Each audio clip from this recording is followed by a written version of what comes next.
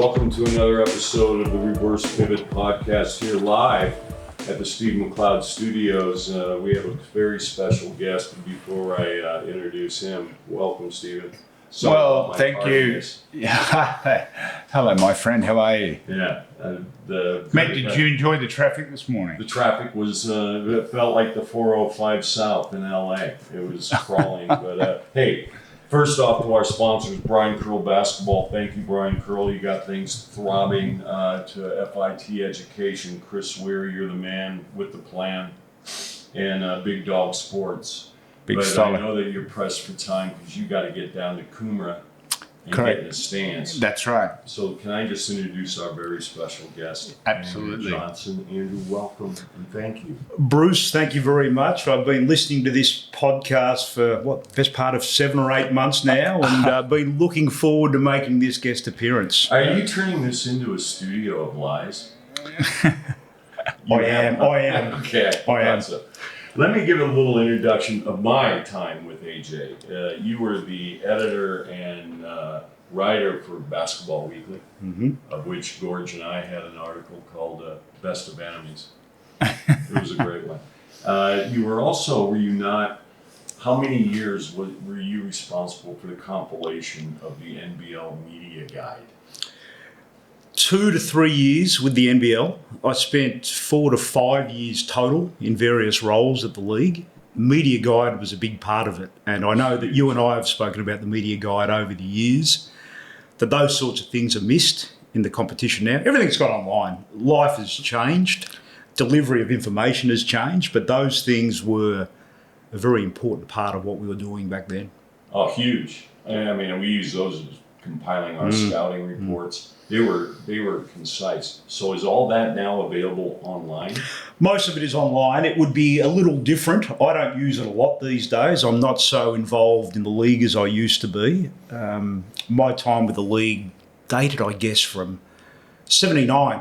I watched my first game of NBL basketball. I grew up within 3 kilometres of the old Nuttawading Stadium. So back then was Bill Palmer, Gary Fox, Dean Templeton. Big names who went on to do a lot in Australian basketball.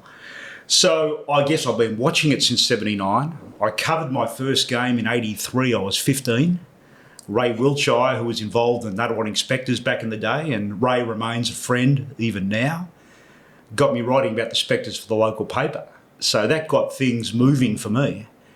And then it was on to, as you say, Basketball Week, One-on-One magazine, Pro Basketball Today, which eventually turns into work with the NBL media manager, communications manager, and then 16 years with FIBA, making their weekly magazine, TV magazine show for the international market, based out of Melbourne. So I was on the road a lot during that period. So I was fortunate to see a lot of basketball traveling at a very high level. Yeah, during the FIBA years, I'd be on the road anywhere between 4 to 7 weeks a year at major international tournaments. Nice. And we'd coordinate all the one-on-one interviews. I'd do all of those with my journalism background. And good time had by all. But like anything, it gets to a point after 16 years that it's probably time to come a little closer to home and spend a bit more time putting back into the game at the local level. So it's been a hell of a journey, it really has. Mate, I just say yourself, Buddy Nosh. I mean, there was a lot of Michael Horan and Michael Lovett, Chris Appleby. Yep. You and Buddy Nosh are still bastions. Well, we may be the only two still going. Michael Lovett, who you mentioned, was at Basketball Week all those years ago. Great writer for the Herald. That's right. Before he came to Basketball Week, he was actually at our Basketball Week 30-year reunion early this year, and he'll be at the Pete's Bar luncheon this year as well. Right. So there's going to be a lot of good heads at a big reunion, but it's great to see all those people. Are you going to be able to contain yourself down there? You know, we just got approval. Glenn called me, Glenn Vines, who's on the organizing committee, of which you are as well. Indeed. And he passed on that producer Kyle can film. Fantastic. So we're going to use that as a great opportunity to help promote Pete's Bar Luncheon. It's been going on, how many years has that been going on? 18th year coming up. They did they did one online during the COVID years and cancelled one, but the other 16 have been live and in person, and always a fantastic day. I've only been lucky enough to go to one, and I don't remember it very well because someone was giving me too many beers. You know. Oh, you were at the one where Bill Palmer bagged the piss out of me. Were you at that one? No, I okay. honestly can't remember. I was with Pete Marshall at the time. He was living in Melbourne. I had a great time, but I You don't recall who the guest speaker was? No. I honestly don't. I remember Nigel Purchase being there. That's it. Nigel's a great MC. That's all I remember. So I had a great time. How long have you been on the organizing committee? I only joined them this year, and again, it was one of those ones where Glenn Bynesy and I had spoken a couple of times about getting more involved, and it was just a timing thing, and all of a sudden there was a little bit more time opened up as my own kids got a little older, so they don't take up as much time. And again, it just comes back to, I just see the importance of recognising the history of the game and those who had done the heavy lifting before what we see now. And let's face it, there was some serious heavy lifting going on through the 70s, 80s, well into the 90s. Well, it was a bumpy ride. It was. You know, like it went to where it is today, and we'll get into that later. But you know, they have these amazing years. Like especially, I guess, when you talk about Brisbane and you know what it's been up here, and Gold Coast gone, come back. You know, all those parts of it, like you remember because you were all part of that, and it's definitely not what it is today. Like today's, and people coming into the competition today, the players, even people working for the clubs, they don't realise, as you said, this heavy lifting that you guys did in the early days. It's just crazy. Incredibly different now, Steve. And I think even when you talk about Brisbane, I remember the 1990 Grand Final series like it was yesterday. I was in that team. You were part of that, and I remember the atmosphere at Boondall for that series, game 2 and 3, you'd come back after being beaten by Perth out there. Correct, and the crowd, which would never be allowed today. So no curtains at Boondall. So I don't think they know the official number that was there that day because they allowed people to sit in the stairwell between the seats, which is workplace health and safety would never allow that today. Well, I think they always listed it as an official capacity of about 12,200. There was about more there. 12,200. But that place, the city was alive. Correct. They're on the brink of elimination. So the city's come out in droves. And let's face it, the Bullets at that point had been, 11 years in the making. So they'd been around since 79. And you remember as well, from up here, from a sport perspective, there was no Brisbane Lions, there was no Reds was amateur, and the Broncos didn't exist yet, did they? Yeah, hadn't existed, No. So it was a very different time. And basketball, that was probably Brisbane's, we on the back of, Ronnie Rat, Lowry, Leroy and that, Cal really opened the doors sure up here. did. And then you bring in Andre Moore that year, you bring in Derek Rucker that year, and there was an electricity about that team from day one. And you probably remember the Kmart Classic that year was in Sydney. Yeah, it and was. Brisbane rolls out this new look crew with Rucker and Andre Moore. And what are we dealing with here? Perth bring out Ricky Grace the same year. Yes. And that, as fate would have it, those two meet in the championship series 9 months later. But there was a theatre about it. There was an electricity about the city. The storytelling around that time was top notch. Curly, you talk about heavy lifting. Curly would do 4 radio shows before breakfast half the time just to keep the, that's heavy lifting. Yeah. To get the message out. Bobby Turner did the same in Sydney. Correct. Who am I missing? There's another one. It was Curly, Bobby Turner. Ken Cole was a promoter. Cole was another one. And the Gazers. The Gazers. But it was just on, constantly on. So you got caught up in it. You got swept up in the magic of that moment. And I was having a discussion with someone in basketball a couple of weeks ago, and they said to me, well, what's the greatest sporting environment you've been to, particularly in the game? And I said, well, look, I've been fortunate to be courtside to see Jordan and the Bulls win titles. Nice. I've seen Shaq and Hakeem go head-to-head in the finals, Wow. courtside. Wow. But I said, as for sheer electricity and excitement, Boondall over those 3 days, I have not felt that same Wow. emotional electricity in a building in Australia since. No question about that.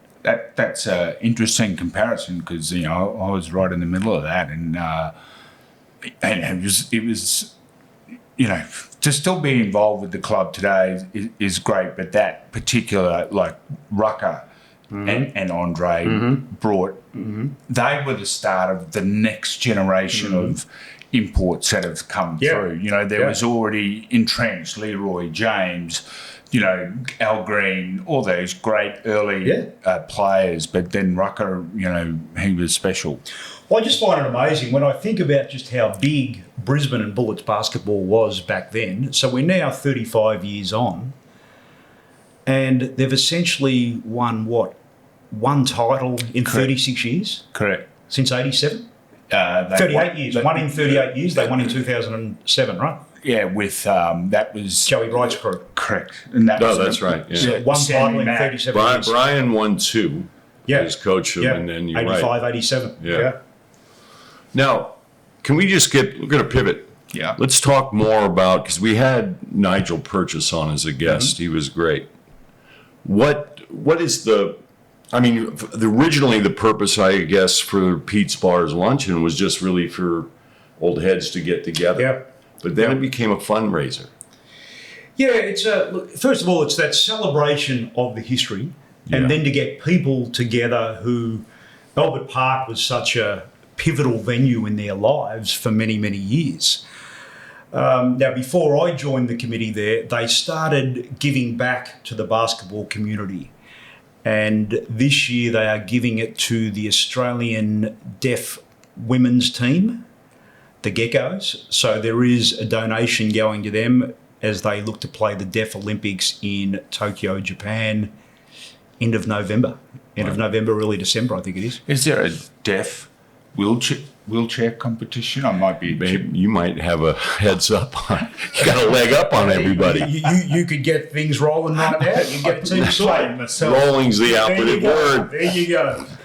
I think it's great, and I'm really happy that, and I can understand why. But letting producer Kyle come and film it, we want to capture that celebration. But you kind of touched on tradition. Right? Once you lose tradition, you lose everything. And whether by design, I'm not being critical because I like particularly the Kings United game was something else. It was. It was really the highest standard I've seen in a long time. And I've seen some really high quality games of basketball in what they call the new era. But this new era would not have existed. Forget about Larry, right? Had it not been laid before. Yeah. So I think it's great that tradition stays and throbs. The heart of it was Victoria. Victoria led the way. And there's still. We had 4 teams in it, 5 teams at one time. We did, yeah. Just because the sport, it took some time for Queenslanders to embrace basketball, because it was such a heavy rugby league union world, but Victoria. I give Curly a lot of credit for that. He and Pete Blucher, what they did from a marketing point of view, good for the entire league, but certainly great for Brisbane. Yeah, 100%. There's very few people here that don't know Brian. If you mention his name, regardless if they don't even know basketball, they would know Brian's name. I had a call from the big man yesterday. So did you? Lucky me, yeah. Trying to get the academy into the... maybe that, but he's invited me to your Christmas function. So it's very nice. Brian, thank you, Brian. You have a Christmas function for that house. I'm speaking at it, Steve. I'll make sure that I'll recognize you in the crowd. I look forward to it. Now, you're also... that's... more on. There's more AJ to be pried into. Yes. Camberwell. Yes. Give us the mail. Camberwell Dragons is the representative club, junior and senior, based in Melbourne's inner eastern suburbs. Bruce, you've been up here so long, you may forget where Camberwell was. Oh, I know where You Camberwell do? was. Yeah. There you go. Yeah. He remembers Camberwell. For those who don't know it, 10 kilometres out of the city centre, eastern suburbs, tucked probably it would be the biggest association in Melbourne's inner east. Wow. Once you move out of the inner east, you're going to Nunawading, you're going to Dandenong, Kilsyth, Knox. Bulleen, Knox. It just goes on and on and on. So I've lived in Camberwell now for 20 years. So I brought the family up there. And when I moved into Camberwell, the only junior basketball I really knew was Nunawading. That's where I grew up. That's where I played. That's where I coached. That would have been the refereed. closest association. That's it. It was. It was round the corner, and Barry Barnes and the Spectres crew had a huge presence in Absolutely. our area. They were in the schools. They were at the local clubs. So I'm playing as an under-9. Barry comes in. He's awarding the trophies. Barry and I remain close even today. Good, good. So, and that's going back, you're dating myself. I'm dating myself now, but 47, 48 years. Yeah. So that was Nunawading. So I knew Nunawading. And back then the rep system was based on, I reckon most of those associations had 3 representative teams at each age group. And Nunawading at the time, we're talking Shane Heal, we're talking, remember big Mark Holder who went on to play with the West Sydney Tony West Stars? Ronaldson? Tony Ronaldson was another one. Wow. Rob Scrigney, Rupert Sapwell, Yes. Damien Keogh, all come out of Nunawading. Alan Black. Alan Black was there on that first Spectres I team, didn't know 79. Keogh come out of there. Yep, Yeah. him and Scrigney were both Nunawading kids Wow. and both moved up to play with the West Stars and then on to the Kings. Yeah. So I'm sure, did Damien have a year with the West Stars? I think he might have. Yeah. Scrigney certainly played West Yeah. Stars, and then Damien did. Then Damien goes on to play with the Kings. Yeah. So So what facility do you play out of Nunawading, or do you have your own back in facility? those days, no, Camberwell. Camberwell, we play out of a number of different venues. So the venues we have for our association at the rep level, Baldwin High School, we have Camberwell Grammar School, and Burundara Sports Complex, which is a 5-court stadium in Baldwin North. So They got stadiums. that's 5 at Baldwin. We have 3 at Baldwin High School, 2 at Camberwell Grammar. right. Now,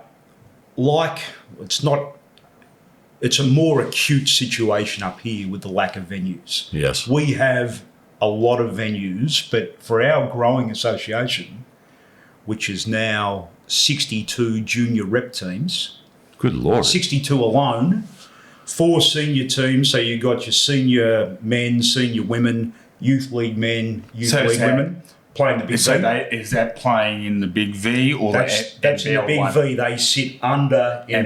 NBL1, okay. All right. So I guess that's that. Call it the 3rd tier if you Yeah. like. All right. So a number The of big those V's kids- been around a long time. It had in different guises. I mean, back in the day, it was known as the VBA. Yeah. Wednesday nights at Albert Park. Bruce had probably bored you with those stories over the journey already, but they were. I've never heard of him talk about Albert Yeah, Park. there you go. But that was big time basketball, right? It was big time basketball. It was the best basketball in Yeah, it Australia. was sensational. Really was sensational. So we have that venue situation. 62 rep teams at the junior Wow. level, 4 senior. Underpinning that is our 520 team domestic basketball competition. Unbelievable. Good Lord. So we have a geographic footprint that goes from Richmond in the west Yes. to Box Hill in the east, which is probably 10 kilometres, 12 kilometres east-west. And then from the northeast, Bulleen to Ashburton in the south. So that's another 8 kilometres. And you've got 12 domestic teams playing in that competition. Wow. 520 teams, 4,500 players, 4,500 families, guardians, parents, whatever it may be. So before you know it, and we talked earlier, Steve, about off air about what have we got with a membership base. Well, we call it direct access to 5,500, but then you've got to put families on top of that as well. Of course. Yeah. So yeah. it's a big deal now. It has grown phenomenally in the past 3 years. I mean, I'm now running. Bruce is working at Southern Districts. Is probably the biggest one in this South. It'd be. Yeah. I would be surprised. How many registered players does Queensland have? That's a good question. Because I think Camberwell, Nuttawading, Knox, Kilsyth, They have as many Dandenong, as all of Queensland. all of Queensland. Yeah, I mean, we have like 3,500 at, but I think you're at about 6. I wouldn't I know. think I remember asking Right. back that at Southern Districts, you're bigger than us. But just the venue thing you're talking about, just listening to that, like we get kicked out of our venue, and we're the biggest tenant all the time. Like, yeah, if there's they were putting the futsal nets on the court the other day. It makes it tough. The venue people, and I rolled up to them and said, "What are you guys doing?" They go, "We're putting the futsal nets in." I said, "Can't they play that on fucking grass?" Yeah. There's grass across the road. Yeah. Is fucking grass anything like AstroTurf? Sorry about the profanity, Kyle. Edit that out. Excuse me. Sorry, I forgot. You had your GM cap on. Yeah, that's right, exactly. But no, that's a snapshot of where Victorian basketball is right now. Incredible. And I mean, this has been duplicated all over the state. So, for example, I was the head coach of the 16 boys program at Camberwell for a number of years. Good on you. And the head coach of their 16 ones group. So we're playing all over the state. So on a Friday night, we could be at Bendigo, we could be at Ballarat the following week, we could be at Geelong the week after. Then you play. Then if you qualify for Think of the commitment parents are making. that's right. Yeah, Jesus. and it goes for 10 months a year. But it's still God. drivable. It's not like I can hop in the car and go play at Rocky tonight. No, that's true. That's very true. That's true. But Yeah. I mean, Friday, that means mom and dad. So, or you carpool. Oh, it's Because when I was at Knox, I was like, I wouldn't go. Only if we were at home. And we'd have the second or third division teams if the first division teams are out playing. Yep. And can I drop a name? Do it. Al Westover's mentioned on the love pod. Al. He's such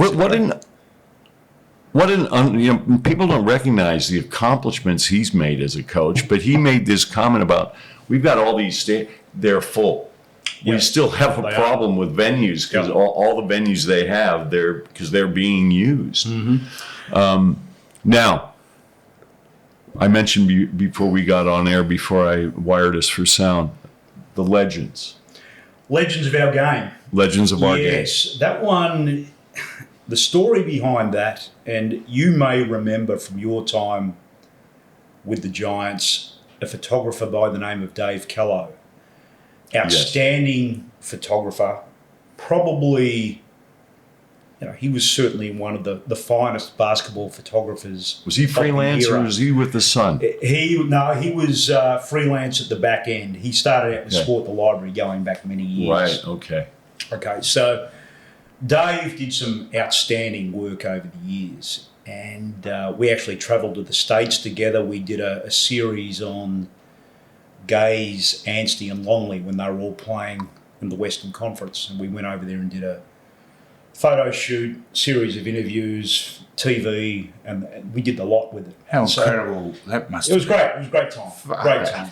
So Dave and I, we hadn't spoken for a while. So he finishes with basketball, I'm going to say late 90s, early 2000s. He goes and travels the world doing jobs for Sports Illustrated. So that's how highly sought after and highly accomplished he was as a photographer. And I think even now we don't appreciate the level of work that he achieved over a long period of time here. So we just hadn't spoken for a while, and late last year I get this message, it's Dave Kello, can you call me, mate? And I said, yeah, Sure. what's up? What's up? He said, what are we doing? He said, the best times we had were doing this. Yeah. I've got this extensive archive. You've still got all the contacts. You were there for it. What can we do? And I said, let's get together and we'll talk about this. And we decided that the archive was extensive and it includes some of the greatest names ever to play the game here. Yes. And so we decided this year just to soft launch that just in the social space, just to get an idea of what the demand is. I like it. And the demand, it's starting to show that there is going to be a demand. we've got some ideas about what we want to turn it into, but not ready to push the button on that just yet. We want to just, When did it launch? When did you soft launch? I guess we officially launched it April, May. Yeah. And knowing that it's niche, it really is very niche at the moment. But part of the planning here is that we will ultimately start getting together players, coaches, and characters of that era, sit them down and get them to tell the stories of that sort of period. And we will look to include a video component in that as well and sort of take people back to what it was. Good on you. And understanding that over time you will start to add players of this era to the mix as we start to build it. I firmly believe there is the opportunity out there to do something similar to what we did with One on One magazine for 9-10 years in that digital form. I think the demand is going to be there eventually. Is it going to be happening right now? Sit back and wait, because we're busy. We're busy people too. Yeah, so it's a difficult. It's what you do there, and by reliving the tradition. And I got to say this: you lose tradition, you lose. Yeah, I agree. But it will also help today's game. Yeah, for sure, no doubt. We've been blown up. We started this. Bruce was having some treatment, right? You weren't coaching, I having lots of change in my life, and I said, let's just start talking.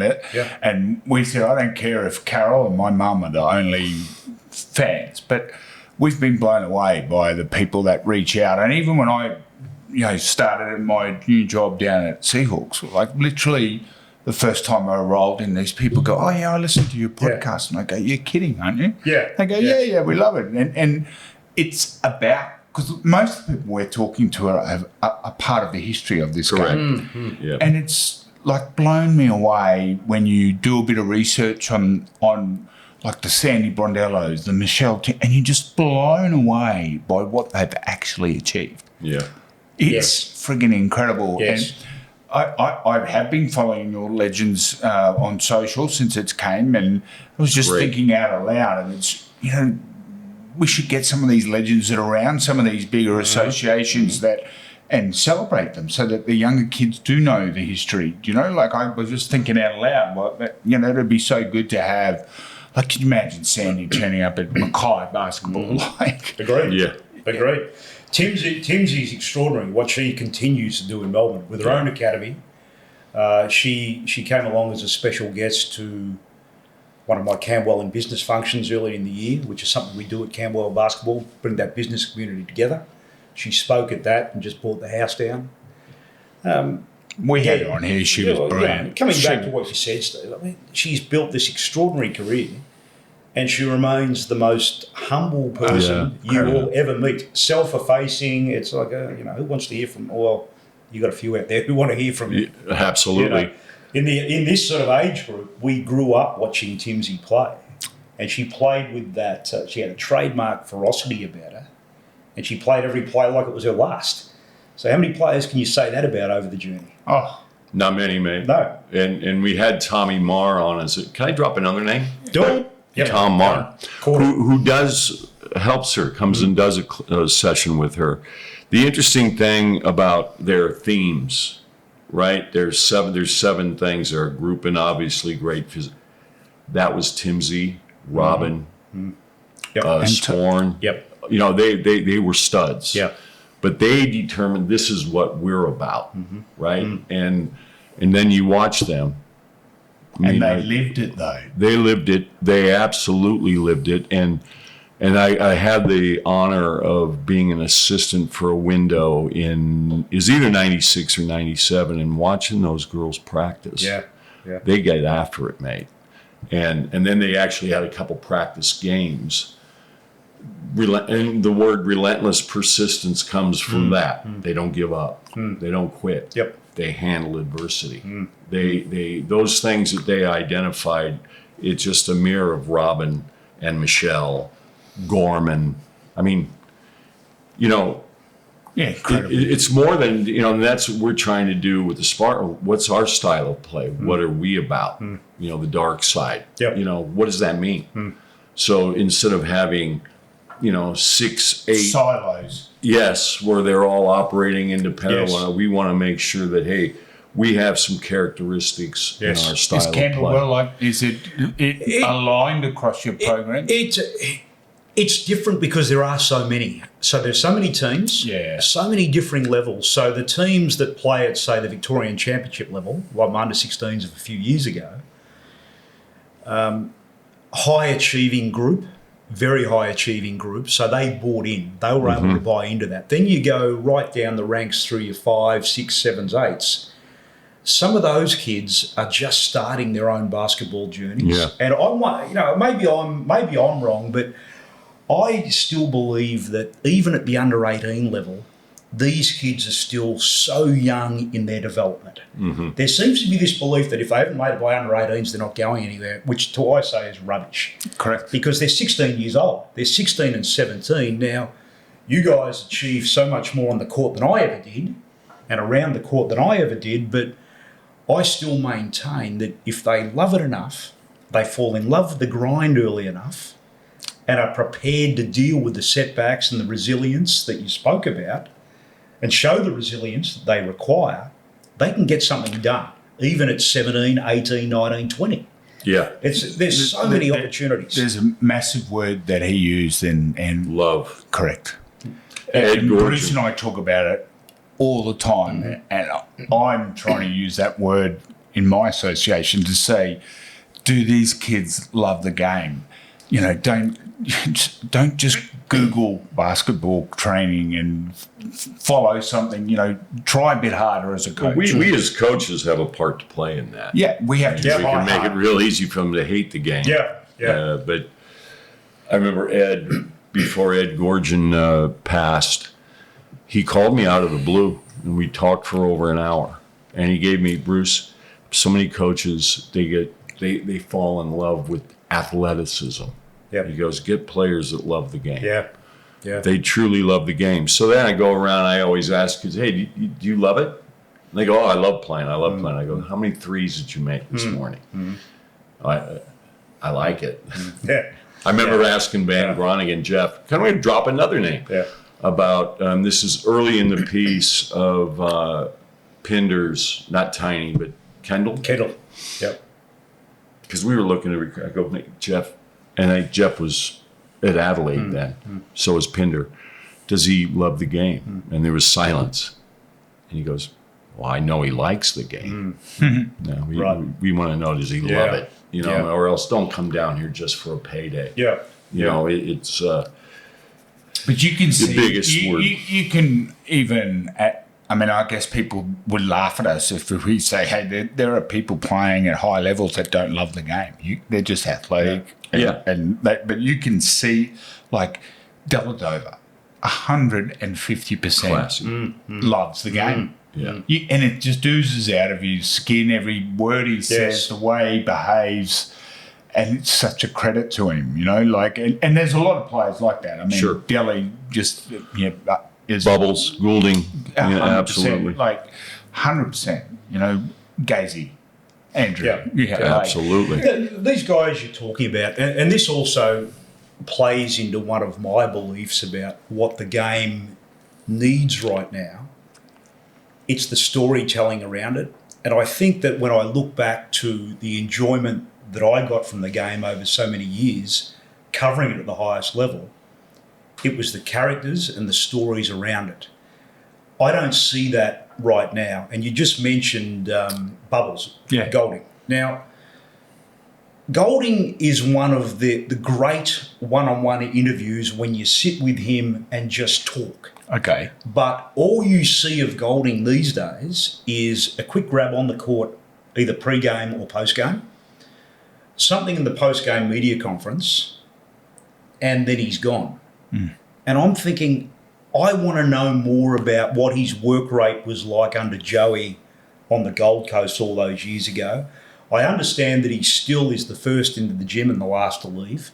And you don't shoot the ball like he does without putting in thousands and thousands of hours to get what he's got. And to see some of the stuff he knocks down even now, believe it or not, I think he may still be underappreciated for what he is as a player. If there's a guy, Valid. I mean, you know, he's very confident. Yep. Right? And he has that sort of persona when you look at him. But I take my hat off to him. Like, his shooting capability is NBA level. NBA level. Yeah. So I feel he could have played in the NBA. I mean, I know that has passed. Right place, right time. Correct. Yeah. If there's someone that I look at and I go, man, his shooting is extraordinary. Yeah, absolutely. I think we missed him in the last Olympics. You know, you just have that someone who can just come down cold off the bench. He could sit there for the 4 quarters, and you could bring him in the last 2 minutes, and I would feel confidently he'd knock a 3 down. Right. Yeah. Are you going to? Can I pivot?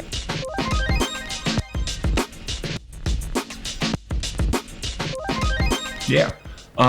With all your journalistic experience and skill and talent, other than the legends, somebody must be tapping you on the shoulder all the time. When I finished with FIBA, that yeah. was the end of 2021, I reached out here and there, and there was nothing available. I said, okay, well, I'm happy to, I'll use your term, pivot, and go back and do some of the local stuff again and put back into the game. And I've got to tell you that the last 3 years have been some of the most satisfying of my life in basketball, because the impact you can have on young coaches, young players, the meaningful relationships you form with players, coaches, parents. That's not something you get working in and around the NBA. You don't get that. No. I don't see the game at the highest level so much anymore, but that doesn't concern me, because I was fortunate to go and see the NBA up close, the Euro League up close, 5 Euro baskets, which I still say is the best basketball in the world, best basketball experience bar none. So if you ever get the chance and you haven't seen it, go and hit a Euro basket for 2.5 weeks. Best basketball you'll see ever. Is Eurobasket the tournament? Yeah, that's the tournament. Yeah. European That usually comes on TV here, or is that Euro League? You get Euro League here. You also get the tournament. I think Fox Sports may have covered the last couple, but to see that up close, because you're dealing with real rivalries too. And the crowds are crazy. Crowds are nuts. So you think about some of the places that I've seen. I've seen it in the middle of Madrid, with Spain playing in a final against Russia in 2007. 2009 Poland, which was Spain winning the title after missing out in 2007. 2011 was Lithuania, so Kaunas, Lithuania. Can you imagine the Lithuanians playing in Kaunas, and also in, so that was 2011. 2013 Slovenia. 2015 France and Germany.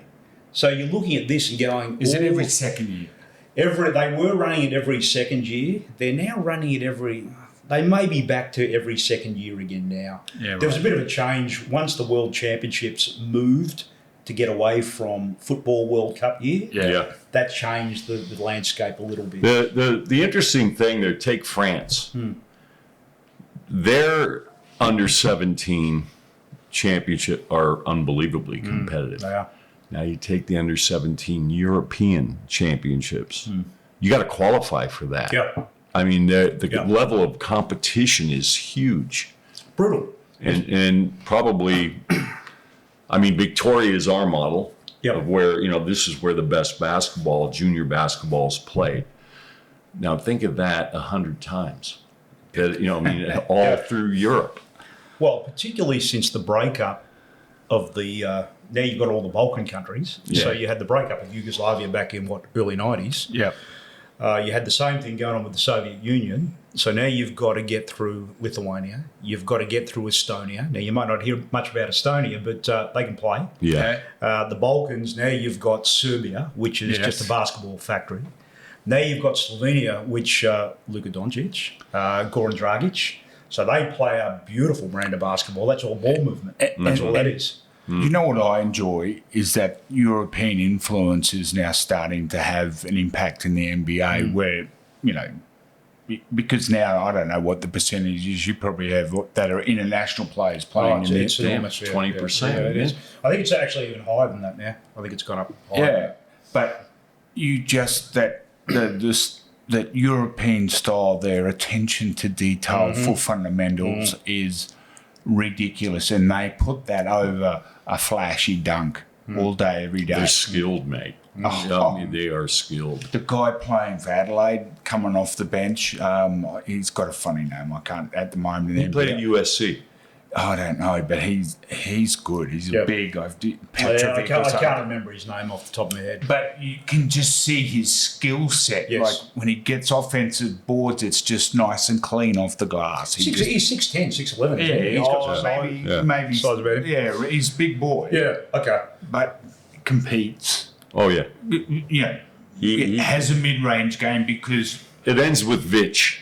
yes, Yeah, that's right. You've nailed that. And I remember watching him play. So Tiger, what's the kid's last name? We do this every show. The kid playing for Gee, I hope I don't catch this. Campbell, Tiger Campbell, I think is his name. So he was at UCLA while this guy was at SC, and they were the obviously inner city rivals. Do you watch much of it now? Not as much as I should. I still enjoy tuning in to watch a Kings game because of the relationship with Gorge going back many, many years. Other teams, I like the way the Jack Jumpers go about it. So do I. Yeah, I like they are clearly wound up and they're ready to play. who's that? The Jack Jumpers. Yes, I enjoy they them. got beat yesterday. yeah, they did. That was a Good game. I tell you, I got to give Phoenix some credit. It was actually a good game. It was a good game of basketball. Just to close that loop, his name is Nick Rakovic. And just, you know, he just had averaging off the bench 5.5 rebounds, you know, like Yeah. what a joy to bring off the bench, my God. You know? Yeah, look, I don't watch as much as I'd like to, but and I think that's because I've watched so much of it over the years. Yeah. And I would step back in and do it, but I don't have that same affiliation with the people who play these days. The coaches, you know, who's around. Gorge is obviously still in Sydney. Stu Lash, I've never met. Goulash. Josh King, I've met, and I like the way they play. They're up and in. Yeah. I do like the energy that he has on the bench. He can be polarising. He's very high Yeah, energy. a lot of coaches won't like that, but I look at him and I think of the great coach in Turkey, Bojan Tanjevic, who coached the Turkish national team. And from the opening tip to the very end, he'd be on the sidelines, he'd be playing defence, he's shooting jump shots, he's engaged. And I just think there's something to that. I just think it adds an element. How about a name drop right there? that was a name drop. That was a name drop serious name that drop. a lot of our listeners will remember.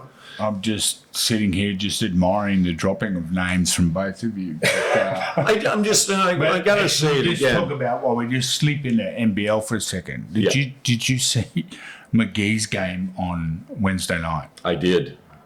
Oh my God! You know, my thought is, and I hark back. Can I drop a name? Yeah. To Bobby Knight. There's another one.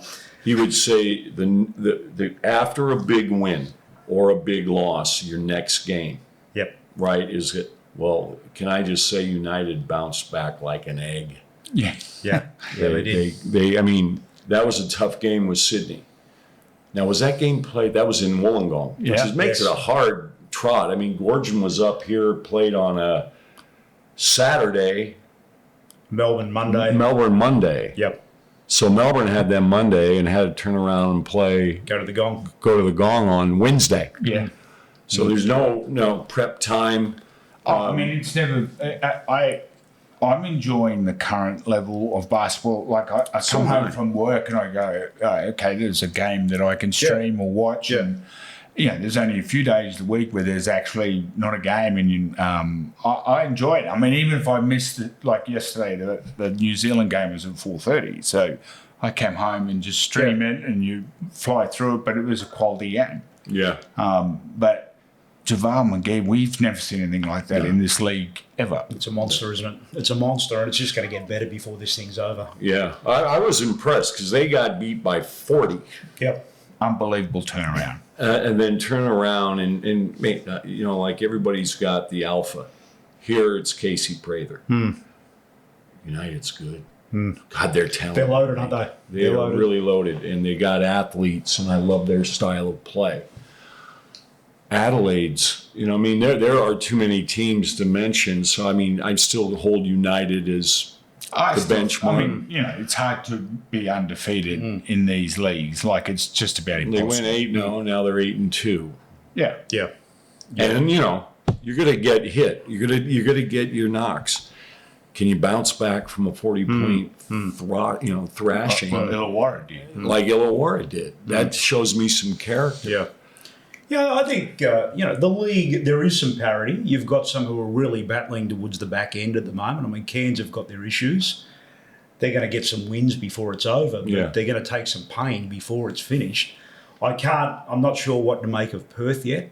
I watch that and think, where's that going to go? You see their next star is apparently going back to France. I did hear that. But I look at JR coaching that group, and I can't help but smile about it when I think about John Rillie, the player, the gym rat, the junkie, who would talk all sorts of garbage, and he was just fun. He was a lot of fun to be around. I look at him now, and you can see the strain, and I'm thinking, mate, just loosen up a little again. Loosen up. Because that's who you are. He was in town here maybe 6 months ago. We had lunch. A bunch of guys at the... He's dropping it. Yeah, that's another name. I love Johnny. He's just like, I've known him when he was a kid in Toowoomba. And I said to him, mate, you look so serious on the sideline. And he just laughed his head off. He said, it's just a game, mate. It's all part of the persona. Yeah, love it. And he had the biggest grin on his face. Like, that's his game face. Yeah. I like his son.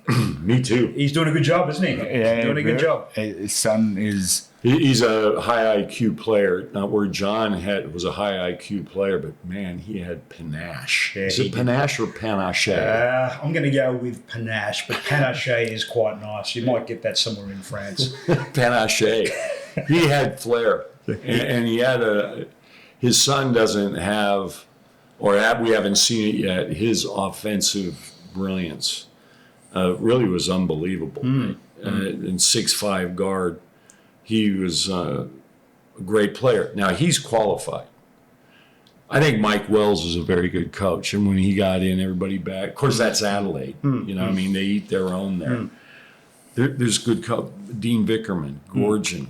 This John King worked alongside. He was an assistant in Germany with a guy named John Patrick, who was at Stanford with Vlahoff. That's another name dropper right there. Well, I like dropping. And now he's at LSU with Max, isn't he? Patrick? No, he's coaching the team in Taiwan. We had a lot of success. Who's the Aussie kid with Max at LSU? I thought it was Patrick. No, there's a kid named Rapp who went to Minnesota. I'm talking about a coach at LSU. No, that's David Patrick. Yeah. Yeah, Dave's been there forever. Yeah. You see, Max, he had a game, his first opening game, 19 points, 4 or 5 from his That's three. a nice start for him. That's his first game in LSU. That's good. It's going to have to ask for more nil There money. you go. Good. But I think the coaching in this thing is. I think Fordy. What's Ford's first name? Adam. He does a great job. Yep. He's limited with his cattle, but he does a great job. Tatum. I think where Tatum got a lot of advantages were the bed that Jake Jackomas laid. He had the Korean kid. I'm going to guess his name is Lee. That's a really good guess. That's a solid guess. You did some work on that on the way in, right? Frawling's been out hurt. He's training. Whoever recruited that is it Kell or Dell? Trey Kell the third. Okay, I was thinking of the second, but they're missing him. He was good, man. He was really good. And now Tatum, they're up, they're down, they're like brides 90s, but they're getting it together. They're good. So again, I read overnight that they had a team, and apparently Davo and McGee were at each other and over, turning up late. I'm assuming it's McGee, Right. 37. So he's called him out, you reckon? I think so, and then but apparently. So you break out some rumors, even if they're not true. You like starting but shit. what we do, but no, seriously, you can look this up, and they're saying that they've smoked the peace pipe, and then they turn around. So it was after their 40-point loss. They had a Right. team huddle, turn it around, and play an unbelievable game. McGee has 37 and 14 boards and didn't play the last half of the fourth quarter. He could have had whatever he wanted. That's actually his highest score that he's ever scored in his pro career. That'd be right. New Zealand's a bit of a worry. Yeah. I would have thought they'd be far better. They have the opportunity to really field their entire national team. They're a little bit of a disappointment. Though they had lost 14 straight, and I think they've got 3 wins on the board now. Yeah. I don't know. We wish our producer was here. I wonder again to start a rumour, which I'd never do. Go ahead. It is the coach there, Popovon or whatever, the Finnish guy. Petri Kaponen. Yeah. They've placed the national, Boucher's placed the national New Zealand team guy as his assistant. So there's like to me, that looks like a plan B. Like if they aren't happy, they've got their Kiwi world ready to go. I mean, I agree with their, bring all the Kiwis home. Like what a great. Why not? Like rally the tribe and, do your haka before the game. Getting how many? You may not remember this because you were on the outer, but when Andre Lamanis was coach of the Breakers, didn't they win 4 or 5 of those championships? I reckon did they win 3 in a row? Yeah, they got won the 3 in a row, and CJ maybe was 4 there. in 5 years, Right. perhaps. CJ was part of that crew. Ronaldson was part of that crew. When they first entered the league back in 03, they were full of New Zealand players. And what's his name? Penny. Penny. Yeah. I mean, he was a stud. Now there's a player. See, there's another Penny. one who's forgotten by many, underappreciated for what he was. Oh, mate. Super player, and he is so highly regarded around the world. He played at Wisconsin, I believe. I He think played was at Wisconsin, and he was coaching That's Wisconsin. right, he was. Yeah. And that's where that kid Rapp, who was at Portland with Max McKinnon, Yeah. he's now at Wisconsin. Okay. And he went there because of the recruiting that Kirk did, but he's bowed out. Quality guy, great conversationalist, and he could talk basketball forever. He's just a they could play. quality. Could really go. Now we should have hit this up first and foremost. What's lured you up to Brisbane? Brisbane for a couple of nights. We've got friends, neighbours from over the road who moved up here 2.5 years ago. So we'll spend some time with them, and then we'll go to Noosa for 7 nights. Oh, nice. Just wrap it all up and go back next Sunday. Yeah. Back in time for the Peach Bar luncheon. And By assuming we're getting out, this will come out before the Peach Bar luncheon. Yeah, this will come out early next week. There you go. and mate, you go to enjoy a bit of the Noosa food. We'll enjoy the Noosa food. I think Bistro C will certainly be on the agenda. Bang Bang will be on the agenda. That's a great lunch at It is Bistro C. fantastic. Fantastic. Just so looking forward to people that. watching Correct. right on the ocean. Correct. Oh my God. Correct. It I doesn't might get go any and see better. what's happening at Noosa basketball to see what happens in my retirement years. Because Oh. suddenly it's not that That's far Sean away. Page. Do you know Sean? No, I don't. Sean's a Runs great a great guy. program. I actually, drop a name. I spoke to Sean yesterday, which I didn't. He was explaining to me with the Phoenix that they are. I think that's what the NBL 1 team is actually the 3 associations. So there's the Clippers, which is the original Marucci Shed, right? There's a Noosa and there's a Caloundra. So there's 3 independent associations, but combined, they're the Phoenix. So he actually works not for Clippers, he works for the Phoenix, and he said they actually don't have a home. Their home are the 3 associations.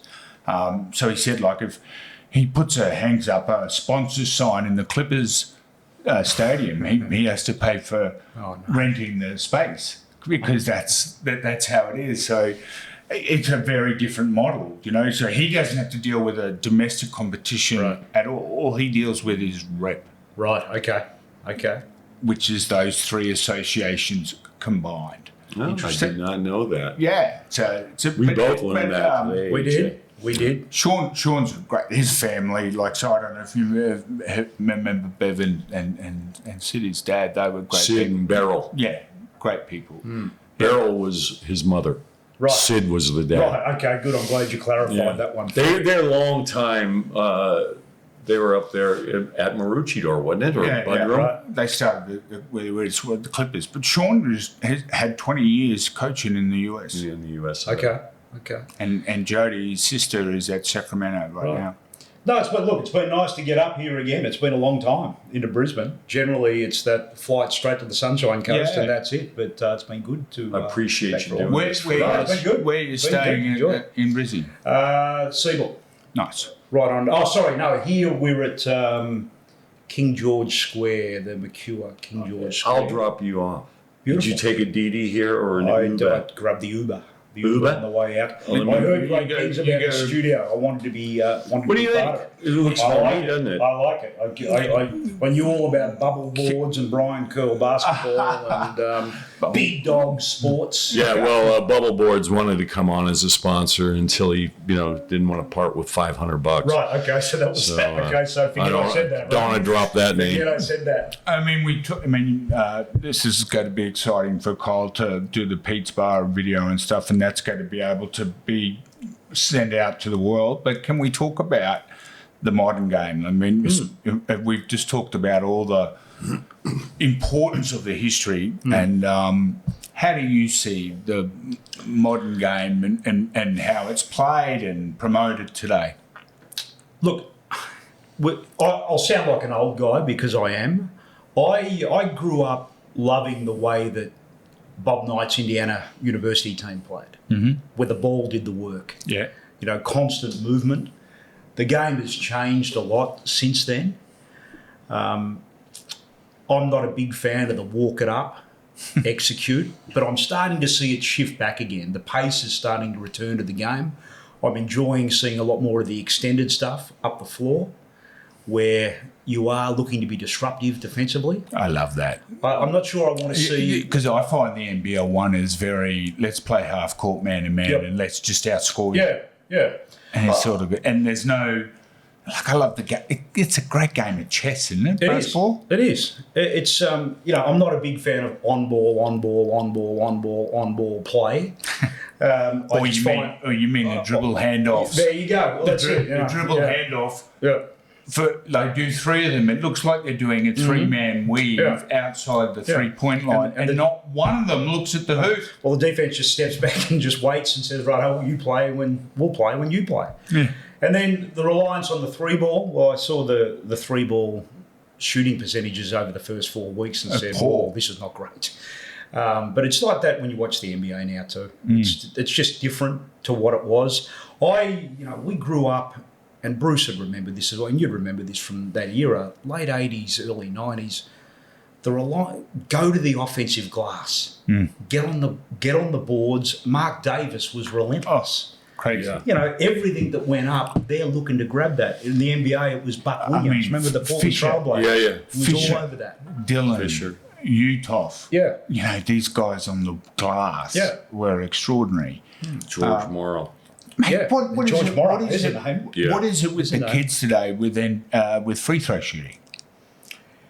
It's not a glamorous part of the game. That's the way they see it. It's not glamorous. But it wins fucking games. But if you walk into any gym here, if you walk into a gym here today, practice is going to start at midday.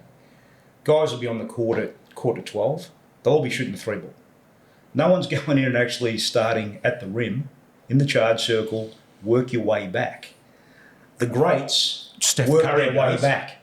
Steve Nash did it for years. Now, Steve Nash did pretty well. Yeah. Had a fair career.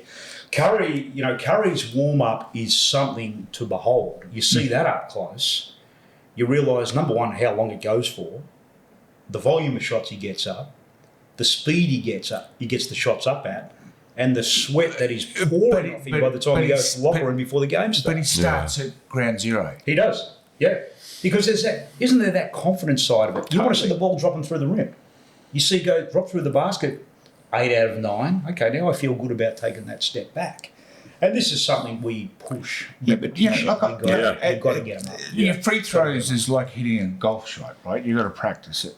And it's repeated, correct? Yeah, I don't practice at golf. Yeah, and you golf. Those days are done. Those days are done. But, well, if you want to improve your golf. Yeah. Correct. And at one time I did, but now I don't care. Free throws is just doing it. And we used to play lots of free throw games after training and stuff like that. I don't see, and there are games that you can play that can be competitive at the free throw line. But I've tried to get kids to do it and they just sort of look at you and as if you're an alien. Oh, man, I've got to do practice dribbling around cones and do a dribble drag drive with 3, 4, 5 dribbles between my legs and I haven't moved anywhere.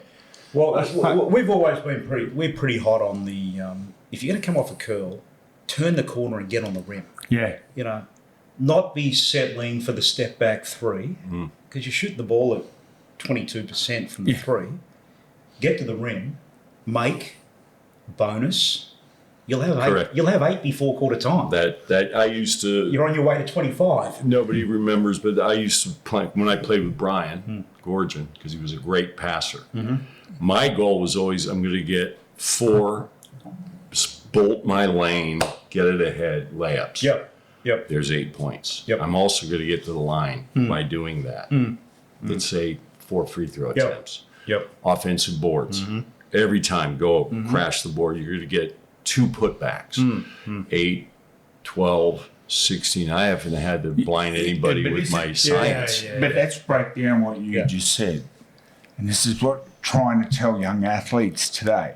They'll go, they're not passing me the ball. I'm not getting the ball. Get it. Get it. Yeah. You just said, I run the lane, right? So that's sprinting to get open and get a layup. Yeah. Oh, get on the glass. Yeah. That's effort. Yeah. They put it back in, get a couple of putbacks, effort. Like you haven't run a play yet. You haven't fucking set a screen. You've just played hard. It's right in our style of play. One of the first things often, if you can't shoot, play soccer. Yeah. But sprint your lanes. Right? Yeah. So if we aren't rocket blasting our lanes, play socially. Well, that goes back to the old classic drill, just a 2-man series, right? Yeah. You should not have to wait for that guy to be getting to his spot. You shouldn't have to be holding that thing up and waiting. He's already there. Yes. He's going. Who are some of the other coaches at Camberwell that Steve and I would names remember? You'd know. Remember Michael DiMartina was one of Lindsay's assistants at Melbourne. He's just finished up as our director of coaching of the girls program. So he'd been there for a number of years. Was he the DiMartina that played cricket for correct. Victoria? Yeah, Michael played, he was a wicket keeper for Victoria. Very, very talented sportsman. Yeah. Played at Melbourne Tigers as a junior, worked on Lindsay's staff for, I'm going to say, 6 or 7 years. Boys director of coaching, Steve Lenarden, remember Lumpy? Eastside Melbourne Inspectors. Yeah. Rookie of the year. Yeah, correct. 1986. The 1986 Rookie of the Year. This shit's still rock solid. That's it. Right here, mate. The grey matter's not bad. It's the research. Your research. I do my research. Yeah, it's incredible. Keep going. You got more names. So Lumpy's there doing a good job. He's been there for 3 or 4 years now, so it's been good. Is that in a full-time capacity? No, that's a part-time capacity still. Right. He's also working at Wesley College. He's been a teacher there for years and years. Right. Okay. They have a good basketball program. Yeah, they do. So the rest of the crew, younger sort of crew, starting to come through now, which is really, really good for the, the longevity of the program. Just keep the level where it needs to be. So you do all the social for them and everything? I'm not doing so much of the socials anymore. Look, website, partnerships in the community, community engagement. So we've got your Camberwell and business sort of stuff. Yeah. We also do a lot of work in the walking basketball space for those who are either coming back from injury, older, 85, 90 years old. We had that's cool. We had a lady come into a session, maybe a year ago now, and she's in her 90s, and she walks in and says, I'm keen to try this out to see if it's for me. And we said, okay, that's great. And she says, I've never touched a basketball before. she's in her 90s. And I go, well, you know, so before too long, she's dribbling up and down the floor, doing her thing. And that's when you start to realise that that's what you can do with community sport, because it is such a, for many of them, it is the ability to be part of the community if they're living an isolated sort of lifestyle. Because once you get to your 80s and 90s, often the partner is gone or the family may have moved interstate or gone elsewhere. So they connect, they get together, they'll have a coffee at the end of that. And that's a part of what we're doing in the community space as well. So there's a lot going on. I mean, you've got your Ford Aussie Hoops program, which is that ages 4 to 10. Mm-hmm. We've had this year record numbers of 500 registrations for that over the course of the year. Jesus. So that's now feeding into your programs. So you're going to have a situation where we continue to have that mechanism to push players through our domestic program, through that rep program as well. Well, you're passionate. I love seeing it, AJ. Yeah. It's great. And even rep tryouts this year. You know, so you've got 12s, 14s, 16s, 18s, 20s, boys and girls. You're running 60 teams. Yeah. We had 1,200 kids try out. Record numbers. Wow. So, we're going to have our trials on the 22nd of November. Yeah. And we aren't expecting those kind Right. of. No, It's just QSL and So youth. we're doing our first open scrimmage on Saturday, and we have 103 registered. right, okay. That's great. Yeah. And you're the same, right? Your QSL or that's Well, we just put it as our NBL 1 open scrimmages. So, Right. so there's definitely players who are QSL and youth have put their name, which is totally fine. So part of it, sorry. So we haven't named our coaches yet, and I think that will help further. But just listening to this about these, we've got to do a tour, Bruce. You and I, we've got to go down there. Well, you're doing the Pete's Bar, but next year, you and I are going to It'll be do 7 days down in Melbourne now because we had to change our Sydney thing for. But I want to go on a tour. I want to go see Timsy's academy. I want to go see her and Tom. I want to now go to Camberwell, and I will go to Bubbles at Diamond. What's that called? He's finished with Diamond Valley now. He's running his own. He's running his own academy now. I think. Okay. I think that was just recent. You're talking about Shagadelic. Yeah. Matt Shanahan. Yeah. So. But yeah, so we're going to do that. Okay. I'm going. Sure. And I want to. Because there's a lot to learn from this. Well, we'll go up and watch Al run some sessions at Box Hill. Okay. Al Westover, I just dropped that name again. Yeah, He's a nice. big friend. And then we can He's bring coming to Pete's Bar's lunch Going to be on fantastic. our table. Looking forward to seeing. Daryl Timian said he's going to try to get there. Remember him? Yeah, I do. Yeah, I do. he had a hard time guarding me. But there's just the way we see it. There's just so many opportunities with what we're doing in that community space. So one of the other things that we do is we put in place an outside the lines program. Understanding that of all these young kids that we're pushing through our program, only a very, very small percentage are going to go on and make a living as a player. So what we've introduced them to is seminars and workshops, guest speakers. Timsy came in, talked about her life in basketball, how she's been able to transition in different ways. Bruce Eva, prominent sports broadcaster on Radio 3AW, came in and talked about the commentary side of things and media. I love that. Lumpy came in and spoke about coaching, carving out a career in coaching. Refereeing. We got from South East Melbourne Phoenix, the head of operations there, Rowan Short, came in and talked about admin and just what's involved in that, how he's been able to carve out a career. So Operations. This is photography. But Photography, this is what our beautiful game. Yes, everyone aspires to be in the WNBA and the NBA. Okay, that's the. Yeah, but there's a lot of pathways. If you So love many. the game, Like the college world now is ridiculous. Yeah. But these associations are now giant beasts. They're massive businesses. Like my film, like I'm a tiny little business compared to Camberwell. But, we still have 3,500 members. It's crazy. The stakeholder management becomes so important in all this because, as you can imagine, even in a tryout scenario, 1,200 kids try out, 600 make it, you've got 600 who are going to be released. So what do you do now with those 600? Correct. How do you keep them engaged in the game, making them understand that, hey, this is not the end. It's about what do you want to do So now? what did you call that? Outside the line. Outside the lines. I is what really we call love it. that. And Am I allowed to that's steal that? something you could be looking at up here. If you want to can chat we steal about it, that? you can talk about it. Yeah, do it. Do Okay. it.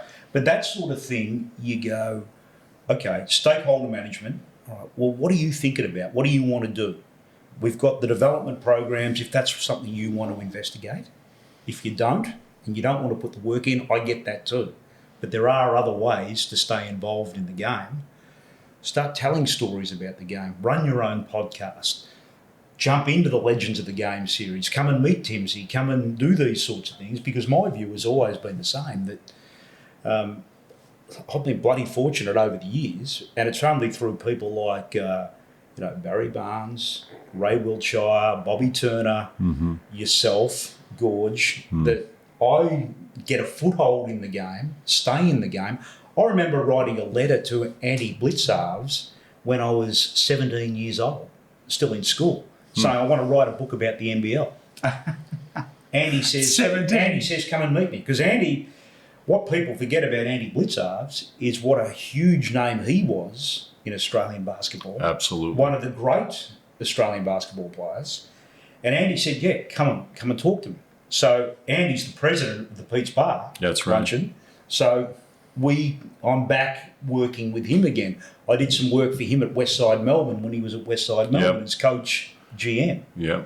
Bobby Turner, I wrote at the same time. I wrote to all these GMs and coaches in the league, and the number who responded was phenomenal. Yeah. So you stay close and understand that if you can start to give back in some form, that's satisfying for me. Have we in our short time in the game, because overall it is a short time, have we helped push the game forward? That's all that matters. Well, you know what? You're also very modest, because you were great, really great journalist. Appreciate it, mate. Because Appreciate you it. understood the game. A lot of them now just regurgitate what their eyes see, but you dug in. Basketball Week, the one-on-one. I forgot about the one-on-one magazine. It was great. It was great because we didn't have the television coverage that to our Larry Kesselman has made a huge investment to get that. Yeah. Thank God for it. Yeah. But I can always complain about the commentary. Yeah. I listened to the game last night or the night before. Yeah, the one with the Southeast Melbourne and Tassie. I put it on Mute. Put it on the mute button, mate. I just can't listen to the waffling. They need colourful commentators like you, Brucey boy. Well, No, they don't, Bruce, because I'm not. I offend too many people. Bruce AJ. had his moments back in the day, and the commentary is a really interesting one, because I did it for 3 years with the ABC with the late great Clinton Grimes. I worked So with we him. were great friends. We did the Sunday basketball show together. We travelled Australia doing games together, and we had a great time with it. And Clinton, as far as one of the great tragedies, because he was on his way to not just becoming the greatest basketball commentator we've had, but one of the all-time great sports commentators. Yes. And that's just a fact. And when I look at that, I think what he'd be doing now and how he would be the face of sport in this country. Right. Phenomenal. Yeah. But we had some other good ones along the way. Another late great one, Darryl Pearce. Yeah, Now, absolutely. Ice was one of the more underrated commentators we've ever had, because with Ice there was no hyperbole. He knew when to go and when not to go, and he wouldn't be over the top. It'd just be a simple, this is what I'm seeing, underrated as an analyst. Because I'd listen and go, man, he's nailed that. That's I great. compare Kadi. What's his first name? Yeah, he was good. Jason. I listened to him the other he's night. good. Yeah, he was good. Really good. I think Drew's good, and I got Derek. I like Derek's pretty good. He's a good commentator. What I don't when I used to play, we're not interested in that. You dinosaurs, you're ghosts. Andrew Parkinson was great. Yeah, he was good. Dean Yeah. Templeton was great. He was. Yep. You know, I mean, there was He a brought some lot fun of to really. Steve was really good. Yeah. Stop it. No, not great. Really good. And Ribble was. You had your moments. How long did you do it The for? first interview I had, and we've told this before, he's coaching the Bullets. and we're at Would Boondall. have given you nothing. Half time. I'm the Steve Blocker Roach of basketball, you know, turning up and, you know, to ask an open question. And no matter what I said, I can't even remember the questions. He just went, yes. Yeah. So I ask another question, no. And then he He's my mate. I could do that. And it was my moment. He destroyed my career. Destroyed it. No, Only hundreds of thousands around the country watching that one, Steve, and he knew exactly what he was doing. Now there's some really really good ex players that have. I mean, coaches that have Simon Cole was good when he was on Simon the was set. Colourful. great. Yeah. Really. And His memory, his you know, and attention to detail with those memories. Yeah. Blew me away. Yeah. He, I guess, Simon grew up in a period where the storytelling was key because, as you say, the TV exposure was nothing back then compared Yeah. to what it is now. So it had to be on point. So it had to be done. Radio, TV interviews, yes, but this is where Print. one-on-one and Basketball Week and Pro Basketball Today hit its mark because people would go, well, I've got to get to the newsagent to pick that up on a Tuesday or a Wednesday, and what's going to be in there. And it was a pretty comprehensive wrap of what was going on. absolutely. Yeah. And it was, we still, the boys who put that together, we all still get together 3 or 4 times a year. That was James Weston and James a Weston, few of those another boys. one. Yeah. Matt Dillon, a few of those Oh, guys. yeah. Sure. So we all still get together 3-4 times a Nice. year. Look, we all started out as guys in their early 20s. Yeah. I mean, James had started that in 92, I'm going to say. I was still at Basketball Week and I joined him when Basketball Week closed end of 93. Right. And we did it for the next 7 years. And we're Unbelievable. all in our 20s and we're doing NBA finals. We're Have doing you this got, again. have you got a little archive? Oh, you wanna make? it's ridiculous. It's ridiculous. And I That'd be mean, I'm under sensational. constant pressure from all. Are we going to get rid of this shit? No, I'm holding on to this. You know, Hold on, you mate. This is Please do. This is a legacy play. Absolutely. Legacy. We should have a basketball museum for some of this stuff. You know, that's an interesting. See, again, you talk about preserving the history. I was at the league when we put together the NBL Hall of Fame. Yeah. Right. Bill and I worked on putting that together. I was only there in 97 for I took 8 months leave from one-on-one to go and work at the league. Brendan Clements had just finished up. Right. And that was part of one of the projects we worked on. And that still remains one of the proudest moments or achievements that we finally got that done. And then we turned it into, 97, we started in 79, so we ended up branding the following year the 20th anniversary season. So that became the start of the 20-year anniversary teams and all those things that went with it. This was in the old era. Yeah, that's it, the old era. Yes, the old era. So does the NBL Hall of Fame exist to I this believe day? it's been absorbed now into the Australian Basketball Okay. Hall of Fame, which they still have their various inductees each year. Right. But back then, the first year, I think it was, off the top of my head, Cal certainly went in that first year. Herb went in that year. Yeah, Herb rightfully McEachin. so. Bill went in that year. I think Barnesy might have got in that year as well. Rightfully so. He'd been around for, 20 years at that point. Curly's got to be. Curly, I think Curly went in but I think one of the parameters back then was he had to be out of coaching for X number of years. That would have changed since then. I remember Steve Carfino campaigning hard and That's finally right. getting He in. wanted a piece. But isn't that part of the storytelling again? You're Yes, it adding a is. whole new element or dimension. Yeah. Who would go into the Hall of Fame with this crew? Cotton, Golding, gosh, yeah. or what happens next? C.J. Bruton has to be in the Hall of Fame. I think he's in the Australian Basketball Hall of Fame. Yeah. So I think, Cal, obviously him and CJ are both there. So Leroy. Leroy- He better be in the basketball. Leroy, Mark Davis, Green. Andrew Vlahov, Oh, yeah. Scott Fisher. I mean, this is what we enjoy. This This is because we're. Well, I'm an old fart. Again, we may not resonate to the younger generation who don't know the names we're talking about, but we certainly get good feedback from people that run into us and go, I really enjoyed, we were talking about, Victoria and we get a lot of feedback. So I've got to close this up because we got to tie this in a bow. Yeah, It's we got do. to drive. Yeah. Mate, I'm telling you, the traffic has been. I just wanted to thank you. I really enjoyed you having come and your story and what you've contributed to Australian basketball. Thank you. Thanks, Steve. Appreciate it, mate. Enjoyed it. Yeah. Really enjoyed Give me a it. handful of knuckles. You got it. Thank you, AJ. All right, we're wrapping it up.